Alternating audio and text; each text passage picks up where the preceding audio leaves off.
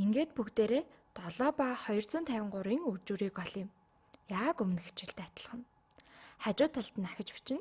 Бичгтээ их тоог буюу 253-ыг дээд талд нь бичээд тэгээ бага тоог нь доор нь бичиж үржүүлнэ тийм ээ. 7 маань нэг оронтойтой учир тэр 7-ог 53-ын доор нэгжийн оронгийн яг харалтаад орон бичнэ. За мөн үржүүлэх тэмгээ тавина. За үүнийг тэгэхээр 253-ыг үржих нь 7 гэж уншина. Тэр чинь 7-г үрждэг нь 253 гэсэнтэй яг адилхан гэдгийг хэдүүлээ үзсэн тийм ээ. Одоо бид бодоход бэлэн боллоо. За үүнийг бодох олон арга байгаа ч энэ аргыг бол стандарт арга гэдэг. За ингээд одоо яах вэ гэхээр 7-оос эхэлнэ. 7-гоор дээд талын тооны орон бүрийг нэг нэгээр нь үржүүлж шаардлагатай бол орон шилжүүлнэ.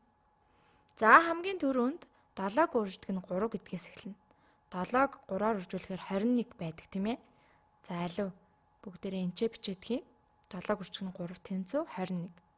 За үүнийг та нар цээжээр бодож чадна үстэй. Гэхдээ бүгдийг нь тодорхой харуулахын тулд энд бичсэн шүү за. За стандарт аргад яадаг вэ гэхээр 21-ийнхээ нэгийг нь энэ доор бичээд нөгөө хоёрыг нь 10-ийн орон руу шилжүүлнэ. Одоо 7-г үрждэг нь 5 хэд вэ гэдгийг олно. За тэгэхээр чин 7-г үрждэг нь 5 хэд байхыг олохын тулд хэдүүлээ үржүүлэх хүрднээсээ 7-г үрждэг нь 5 нь 35 байдгийг санаад тэгэхээр 35 гэж энчээ бичихгүй. Дээрээс нь бас 2-ыг санчихсан байгаа. Тэгэхээр хэдүүлээ 7-г үрждэг нь 5 нь 35 гэж бодож гаргасандээ түүн дээр яхаад энэ 2-ыг нэмнэ. 35 дээр 2-ыг нэмээд 37. За тэгээд 7-гоо энэ доод талд 10-ийн оронд бичээд 3-ыг санана. За одоо энэ штэ одоо бүгдээрээ 7-г үрждэг нь 2 хэд байхыг бодно. Үржүүлэхийн хүрдэнд 7 2-ын 14 гэж байдаг тийм ээ. За 14 гэдгээ бас л шууд бичиж болохгүй. Энэ дээр байгаа 3-ыг нэмэх хэрэгтэй. 7 2-ын 14 түүн дээр 3-ыг нэмэхээр 17.